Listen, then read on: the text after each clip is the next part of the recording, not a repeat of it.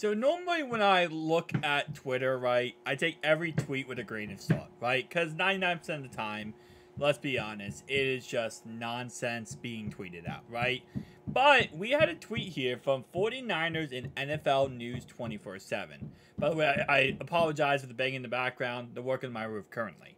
So again, normally I just take everything with a grain of salt. But when I see, okay, 49ers in NFL News, they cover, 49ers news, obviously.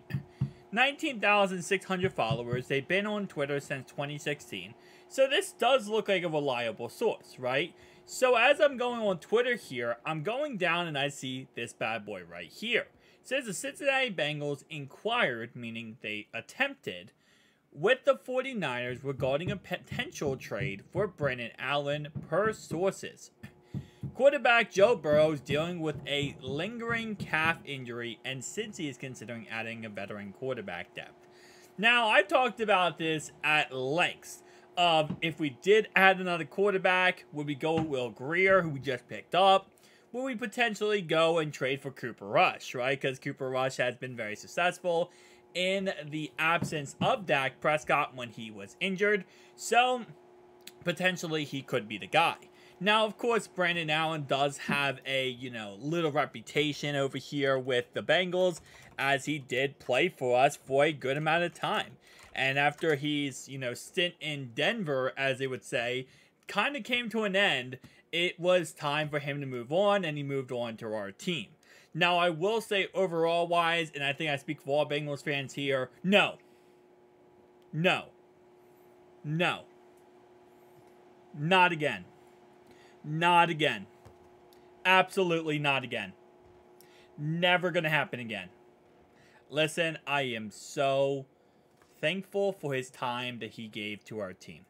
I am thankful, and I am honestly, congrats to him having a brand new child. He actually recently had a brand new child, and I wish him nothing the best. But I wish him nothing the best from Cincinnati to San Francisco. You can keep him in San Francisco. We're not interested in him. But again, like I said, I do wish him the best. Because I'm going to be honest with you, and I say this full-heartedly, I will take a one-legged Joe Burrow over Brandon Allen. I will take Jake Browning over Brandon Allen. I will take Will Grier over Brandon Allen. I will take Cooper Rush over everyone. But that's not an option, apparently, on the table. So, yeah, no. Not going to happen. I mean, which is crazy to think, but we'd have to trade him. First off, we'd have to trade a 7th round pick, most likely, at least. I'm not even sure what the Niners are going to want for him, because he is the 3rd string quarterback, and they just got rid of Trey Lance, right? Sam Darnold is the immediate backup for, Brock Purdy. So they would be getting rid of a 3rd string quarterback. I mean, they might want one of our quarterbacks, which, again, I really probably would not, even then, would not want to go to. And I'm actually going to pull up his contract real fast, because I'm pretty sure they signed him to, like, a decent contract deal. Yeah, they did. So they signed him to a 1-year deal with the... Wait, no, that was us. Rip the dream. They signed him to a 1-year, $1.092 million contract. That's pretty much veteran minimum. They signed him to a veteran minimum deal. So his cap hit is fully guaranteed. His contract is fully guaranteed. So if we did trade for him, hypothetically speaking, very, very hypothetical speaking, we would have to take on his contract of $1 million. There would be no point to. There would be no absolute point to. We have Will Grier and Jake Browning on non-guaranteed contracts. We can cut them at any time if we want to, and kind of move on from them if we wanted to. Again, I can't stress enough. I appreciate Brandon Allen and the time he gave us here in Cincy. But I never felt like if our starting quarterback went down, that Brandon Allen was going to be that guy who could take over and become the starter. Because he never felt like he could win games if there wasn't a starter out there. And I don't want to feel that feeling again, right? He's gone. He's done.